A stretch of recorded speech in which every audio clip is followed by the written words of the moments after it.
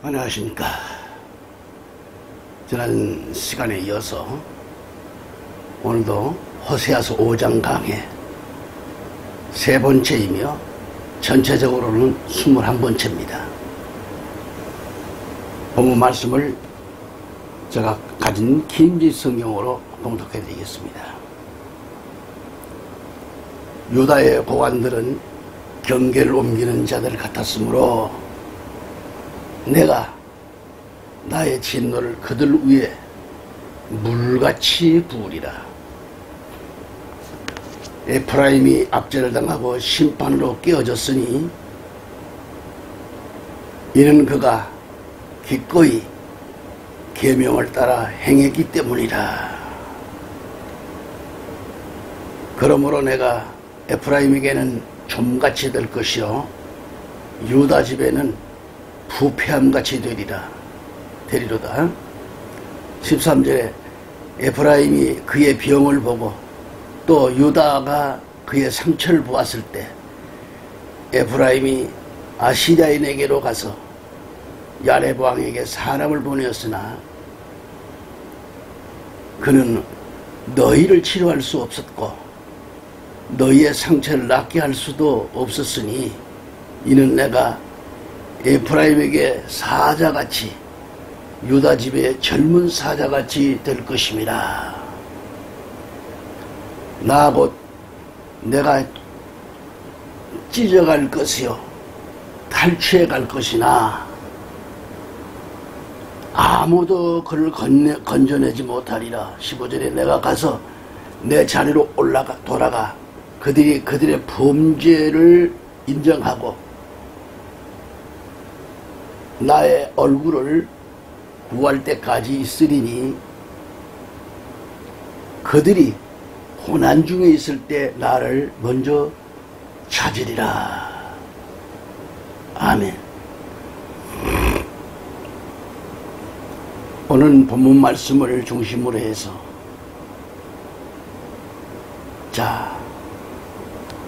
내가 나의 진노를 그들 위에 물같이 부으리라. 이 말씀입니다. 그들이 고난 중에 있을 때 나를 먼저 찾으리라. 이런 말씀을 우리가 또 생각하면서 듣겠습니다. 애청자 여러분, 오늘도 주 안에서 만나게 되어 참 반갑습니다. 위에서 봉독해드린 말씀을 말씀을 전할 때 주님의 은혜와 복주심이 가득하시길 기도드립니다. 오늘 애청자 여러분과 함께 은혜 받을 말씀의 제목은 좀 전에도 말씀드렸습니다. 내가 나의 진노를 그들 위에 물같이 부리라는 진노의 메시지가 됩니다.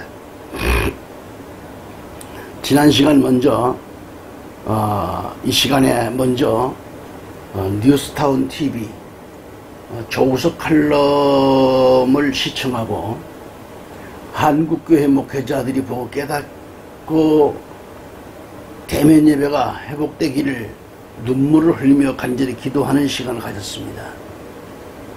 조우석 평론가는 중앙일보 기자이며 KBS 이사, 현 평론가며 또 현 뉴스타운 평론 주필이기도 합니다. 그 조 평론가는 제목을 이렇게 정했어요. 교회 가면 벗었다.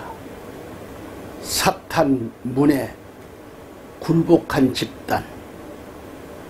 본 모습 드러났다는 등의 주제로 한국교회의 무기력함과 문정권의 코로나 방역수칙으로 한국교회 예배를 중단하고 있는 행태에 대해 예리하게 그가 꼬집어서 방송을 하고 있습니다.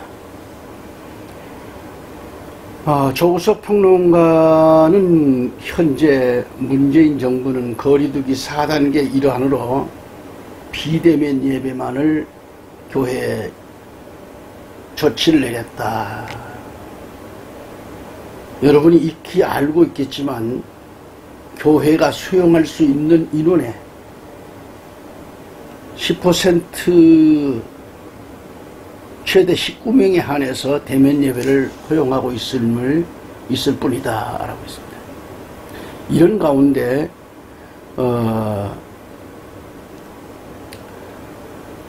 이런 가운데 서울에서 교회 두 곳이 문재인과의 싸움을 벌이고 있다 그랬고요.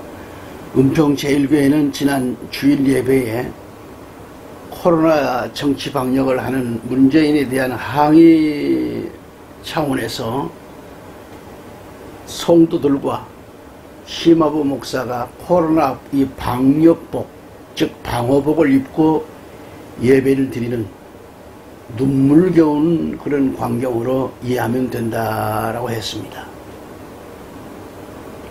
강단 위에 서서 이 방호복을 입고 설교하는 모습은 극히 이례적이라 판단된다고 했습니다.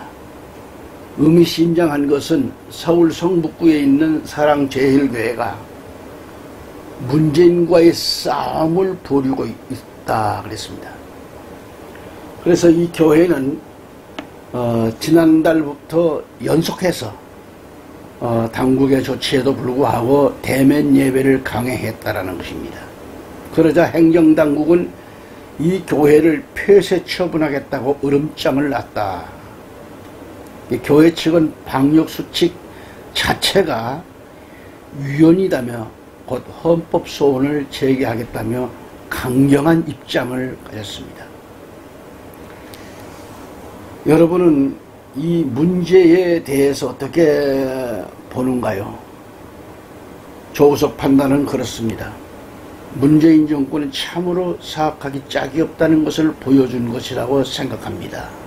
이른바 코로나 정치 방역을 분명히 하면서 교회의 고삐를 다시 틀어질 모양새가 바로 지금이라고 했습니다.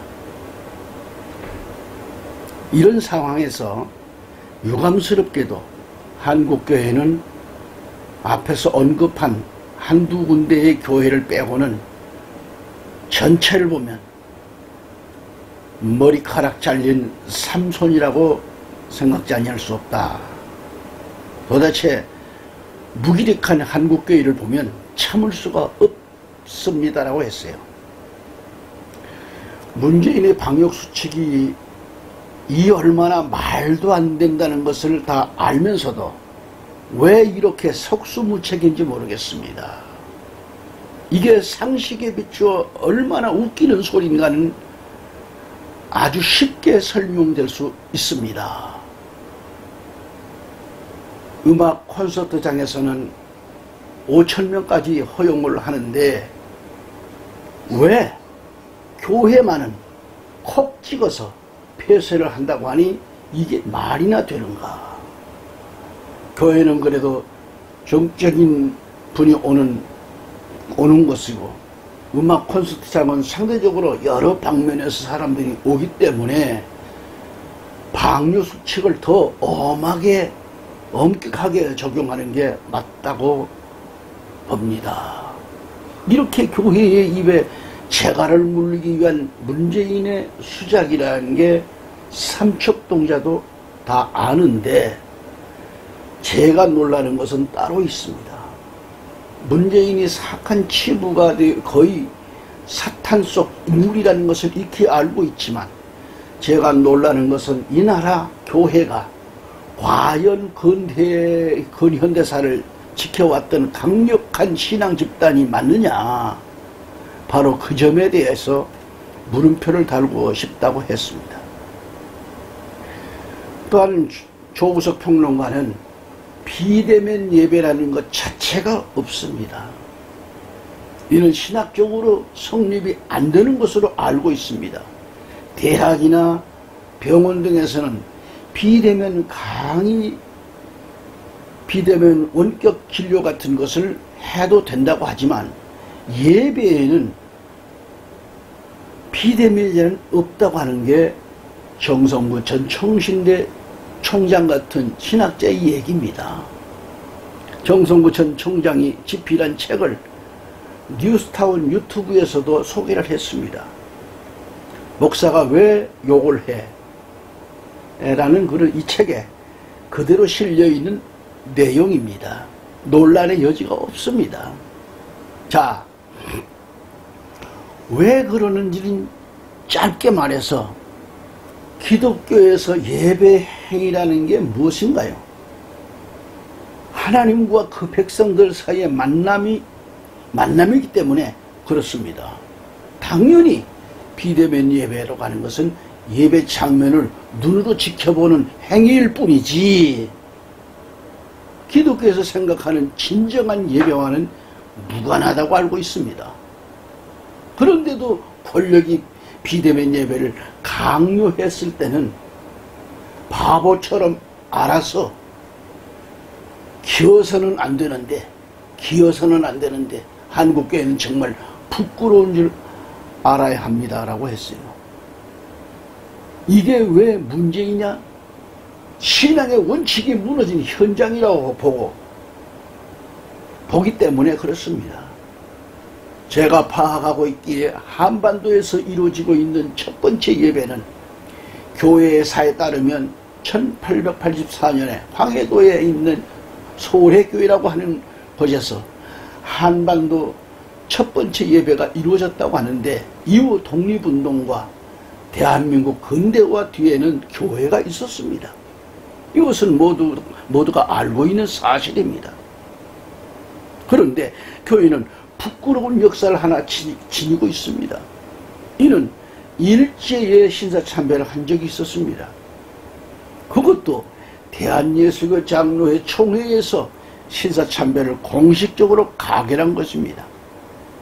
그리고 곧바로 모든 총대 목사와 장로들이 우상 앞에 우르르 몰려가서 절을 했던 씻을 수 없는 과거가 있습니다.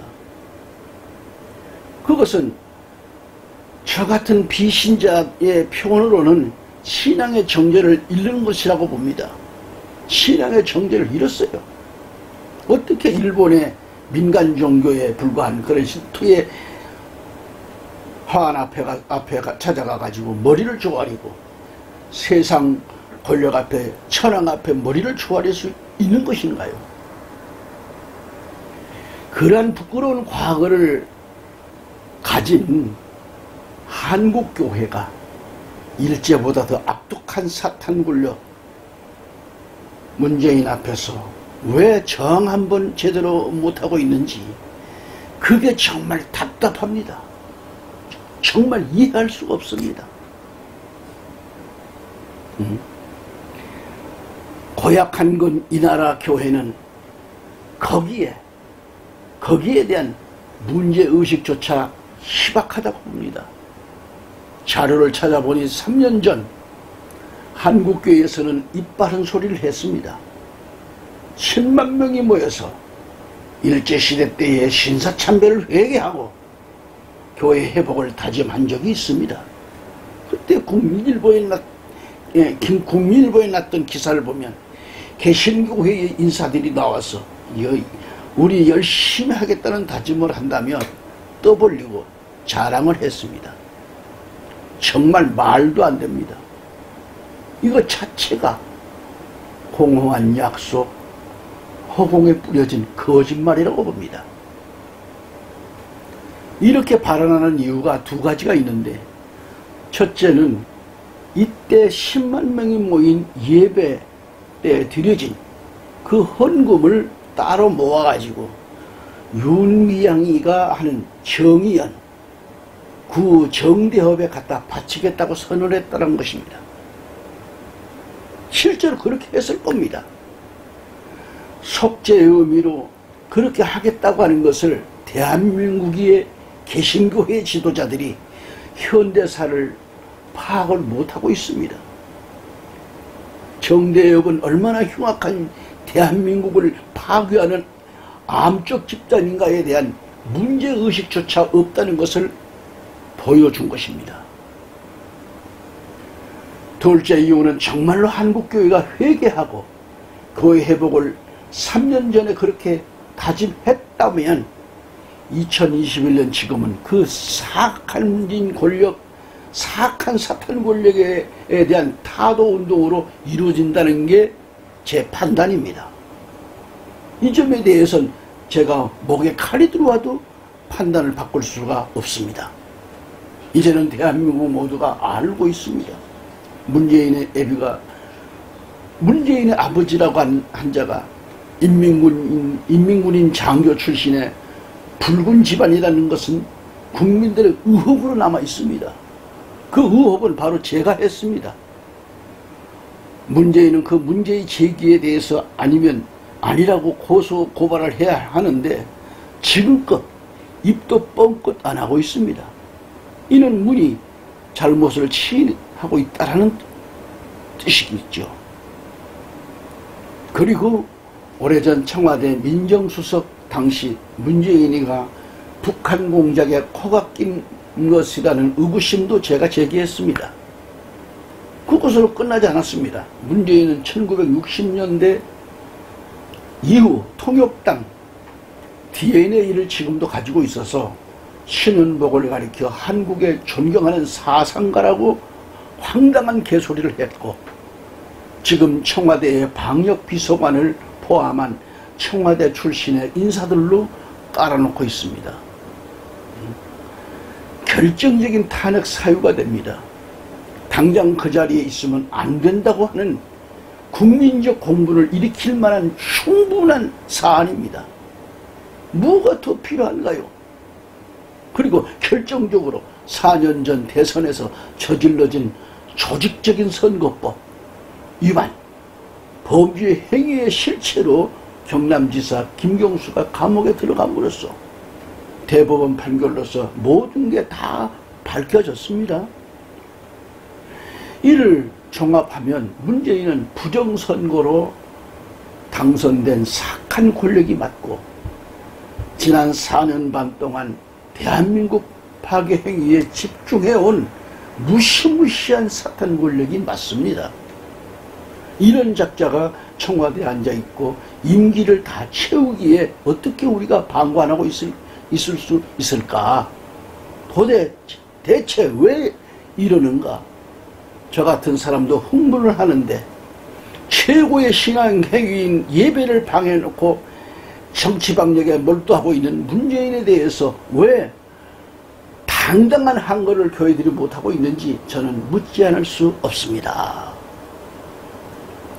이번 코로나 정치 방역 문제에 있어서 한국교회가 저렇게 날 잡아 잡수세요 하고 앉아있는 것은 그동안 한국교회에 씌워져 있던 가면이 떨어져 나간 결정적인 사건이 아닌가 하고 저는 보고 있습니다.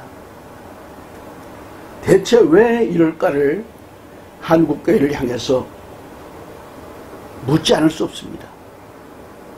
한국교회를 움직이는 개신교 지도자들도 마찬가지고 일반 성도들도 마찬가지입니다.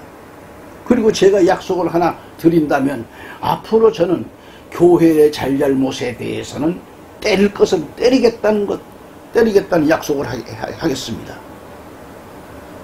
지난 수십 년 교회가 좌빨양성에 작은 역할을 해왔다는 잘못을 제가 하나하나 사례를 들어가지고 까발리겠습니다. 또한 여기에 동조했던 그 많은 목사, 그 많은 장로들 실명을 들어서 한번 방송할 때마다 하나씩 집중적으로 때리겠습니다. 지금은 그것을 위한 작업을 지금 진행 중에 있습니다. 한국교회가 이렇게 무너질 수 없다고 하는 충정의 표현입니다. 물론 앞으로 진행할 방송은 한국교회에 대한 질책이 아닙니다. 한국 사회의 내일에 그래도 교회밖에 없다라는 인식이 바탕에 깔려있기 때문에 이런 충정의 발언, 이런 충정의 방송을 한다는 것을 여러분이 알아주시기를 바랍니다. 또한 한국교회가 각성해서 스스로 일어서기를 기대한다고 했습니다. 지금까지 중앙일보 기자, KBS 이사, 현 평론가, 현 뉴스타운 평론 주필을 맡고 있는 조우석 주필의 평론을 제가 발췌하여 읽어드린 것입니다. 두 번째는 우리 한국교회와 대형교회에 호소하는 부산 세계로 교회 손현보 목사의 메시지를 발췌하여 대독해 드리려고 합니다. 손현보 목사는 코로나 시점을 거쳐오면서 말할 수 없는 부담감과 위기감을 가지고 있다고 했습니다. 이 정부가 자기들 마음대로 주물럭거리고 있습니다. 지난번에는 10,000명 모이는 교회나 5,000명 모이는 교회를 향해 20명만 모이라고 했는데 큰 교회 방송 요원 빼면 한 명도 없다는 것입니다. 비대면 예배를 드리라고 했는데 비대면 예배라는 없습니다. 비대면 예배라는 존재 자체가 없습니다. 그런데 10,000명 모이는 교회도 20명 들어가라고 했는데 서울에 있는 대형교회에서도 숫자 세어서 20명만 들어갔다는 것입니다. 손 목사는 그걸 바라보면서 한심하기 그지없고 안타깝기 그지없었다고 했습니다. 동물원에 코끼리를 갖다가 훈련시키는데 오른발 들어 하면 오른발 들고 왼발 들어 하면 왼발 들고 코를 들어라 하면 코 들고 하는 것처럼 이와 같다고 했습니다. 어떻게 상식이 있는 교회와 목회자들이 10,000명 들어가는 예배당에 20명 들어가라 해서 진짜 20명 세워서 들어가고 50명 들어가라고 해서 번호표 만들어 가지고 50명 들어가는 것, 이것은 동물원에 코끼리와 똑같이 그대로 다 따라하고 있다는 것이며 손 목사는 그렇게 안 하니까 고발을 20번이나 당했다고 했습니다. 이번에 4단계가 발효되면서 서울 수도권에는 아무도 예배드리지 말라며 정부가 교회 출입을 다 막았다고 분개했습니다.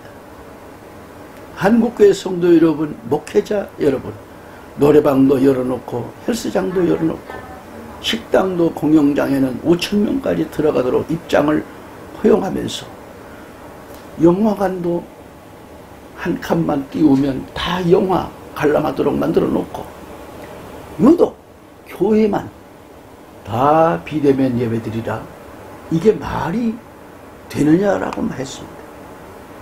손 목사는 그래서 대형교회나 한국교회들에게 호소하기를 코로나 시대는 언젠가는 다 끝난다. 언젠가는 끝날 날이 있다. 끝나고 난 다음에 우리가 그때 왜 동물원에 동물들처럼 왜 그렇게 시키는 대로 했을까? 옆집에 칼국수집도 라면집도 다 문 열어서 밥 먹고 지하철 이용객은 1년에 26억 명이 타고 다니는데도 한 명도 코로나 안 걸렸는데 그리고 예배당에 100% 다 마스크 쓰고 예배를 드리고 있는데 말입니다. 게다가 거리 띄우기를 하면서 방역수칙을 철저하게 지키면서 예배를 드리고 있습니다. 그런데 교회가 칼국수집보다 못하고 라면집보다 못하고 영화관보다도 노래방보다도 헬스장보다도 못한 것이 있느냐고 설파했습니다. 그러면서 그들 기독교인 스스로가 자임하는 것은 있을 수가 없다면서 우리나라 도시에 있는 대형교회들은 시골 농어촌 교회의 혜택을 받았지 않느냐며 우리나라가 도시화가 되면서 시골에서 예수 믿는 사람들이 다 도시로 올라왔고 그 사람들이 땀 흘려가는 것 아니냐고 말했습니다. 그런데 작년 한 해만 해도 이 코로나 때문에 우리나라 교회가 수천 개가 문을 닫아야만 했습니다. 그런데 대형 교회들은 문 닫으라고 하는 말 한마디 명령도 내리기도 전에 뉴스 보고 교회 문을 다 닫았다며 가슴 아프다고 했습니다. 아니 목회자들이 앞장서서 거리두기를 지켜가며 방역도 해가면서 정상적으로 예배를 드렸어야 다른 사람도 그렇게 드렸을 건데 큰 교회들이 문을 다 닫아버리니 작은 교회들은 아무런 힘도 써보지를 못하고 교회 문을 닫고 그 결과 교회가 폐쇄되고 말았다고 했습니다. 또한 설 목사는 언젠가는 하나님께서 이 책임을 반드시 물을 것이라며 이를 믿는다고 했습니다. 하나님께서 내가 너희들에게 은혜를 주었는데 수많은 양떼들을 보내주었는데 너희들을 사랑해서 큰 교회를 만들어 주었는데 하나님께 예배드리는 거 너희가 먼저 앞장서서 문 다 닫아버리고 작은 교회들은 굶어 죽게 만들고 이 책임에 대해 하나님 반드시 물을 날이 올 것입니다 라고 했어요. 상식이 있고 형평성과 객관성 있는 교회라면 2m 거리 띄우기를 해서라도 예배를 드리고 주일 아침부터 2부, 3부, 3부 뭐 1시간 한 간격으로 24부를 예배를 드린다 할지라도 예배를 드려야만 된다며 그렇게 생각한다고 말했어요. 하나님께 예배 드리는 하나님께 드리는 예배를 다른 거는 다 풀어놓고 지하실도 영화관도 공연장도 버스장도 다 해놓고 교회만 100% 예배드리지 말아라 거리 두고 예배드려라가 아닌 100% 드리지 말아라. 게다가 신방도 하지 말아라. 성가대도 하지 말아라. 통성기도도 하지 말아라. 교회 공용 성경책도 만지지 말아라.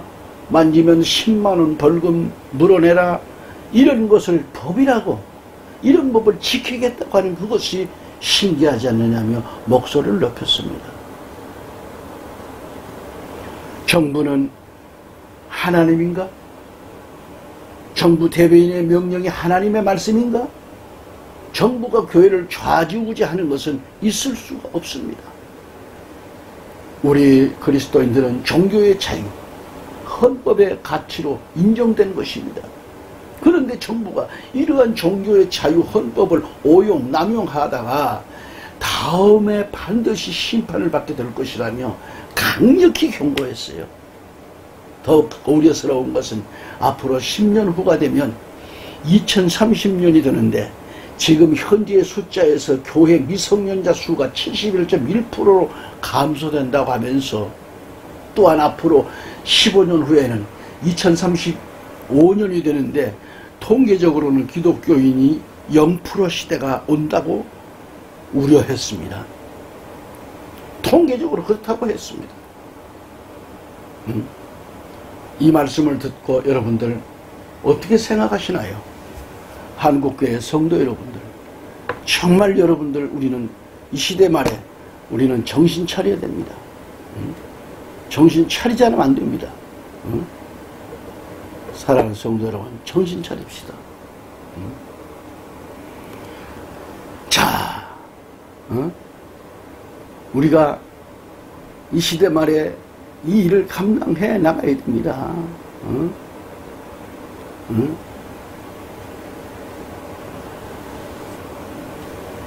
짤막하게 성경 말씀을 읽고 마치도록 하겠습니다. 성경 말씀을 찾아보면 한국교회가 정신 차리지 않으면 안 될 말씀들이 많습니다. 욥기서 4장 8절로 9절을 봅니다. 내가 보건대 악을 밭갈고 독을 뿌리는 자는 그대로 거두나니 다 하나님의 입기운에 멸망하고 그 콧김에 사라지느니라. 킹제임스 성경을 같은 말씀을 또 읽겠습니다. 내가 본 너와 같이 죄악을 경작하는 자와 악을 심는 자는 같은 것을 거두나니 그들은 하나님의 입기운에 멸망하고 그의 콧김에 소멸되느니라 라고 말씀했습니다. 오늘 본문 호세아 5장 10절 말씀을 보면은 지게표를 옮기는 자 같으니란 말씀을 했어요. 김제임스는 유다 지도자들은 경계표를 옮기는 자 같으니라고 했고요. 같은 번역인데 그게 지계표이든 경계표이든 이걸 가지고 장난을 치는 개인이나 집단들도 있다라는 말씀이죠. 본문 문맥을 살펴보면 유다 백성들은 이 경계표를 옮기는 자로 비유하고 있고요. 본문의 유다 지도자들이 이 경계표를 옮기는 자 같다라고 했는데 하나님은 나의 진노를 그들에게 물같이 부으리라고 엄히 경고하셨습니다.